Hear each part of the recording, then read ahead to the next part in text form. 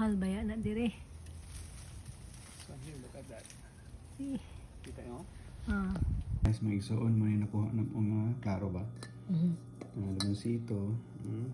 Dago kayo. Ako ni siyang i-juice kaya di man na mahurot. You can use this all. Yeah, himo na kung juice burang sa freezer. If you want some, imo lang siyang sa kutsilyo, then magbuak-buak mo na siya murag ice. Pawani mo. Yeah, ito. Very fresh. Fresh ko kaya may igsuon. Gitanong naman yung sito. Pinalakatay ate. Almost 5 years old. More than 5 years. Na. Gamay pa kaya na.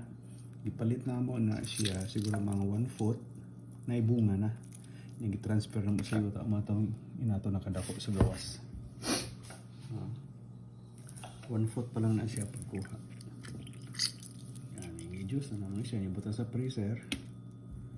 Nindot kayo na, no? Very fresh.